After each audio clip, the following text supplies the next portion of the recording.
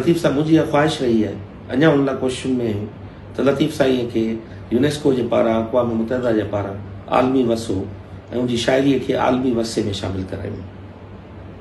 लतीफ़ साईं ते जा रिसाला आणण विकिपीडिया जो तमाम वॾो कम हथ में खणण ऐं इंशाअल्लाह उनकी पाए तकमील ते पुॼाइबो।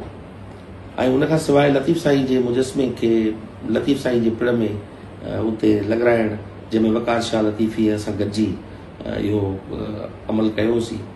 ये सब कम लतीफ़ सां इश्क में कयासीं ऐं अञा बि इहो पंधु जारी आहे।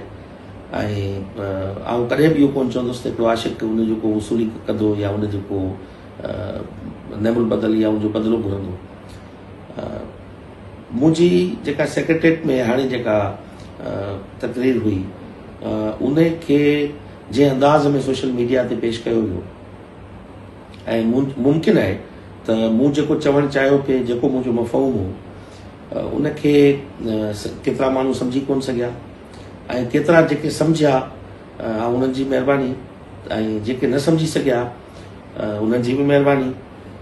पर मुमकिन आहे त उन में मुंहिंजो लफ़्ज़नि जी चूंड में मूंखां ग़लती थी हुजे।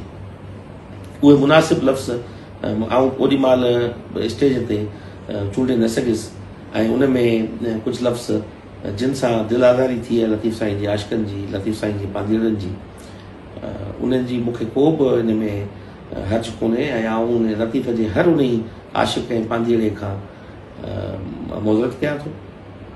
ऐं बाक़ी उहे जिन पंहिंजा पंहिंजा स्कोर सेटल कया लतीफ़ साईं जी आड़ में ऐं मुंहिंजी तकरीर जी आड़ में उन्हनि लाइ फ़क़ति आउं इहा दुआ ई करे सघां थो त शाल उन्हनि जे अंदरि जो मेर लतीफ़ साईं जो फ़िक्र ऐं लतीफ़ साईं जी शाइरी धोई सघे। ऐं लतीफ़ साईं चयो अला खर जीअनि मंदी जिनी जे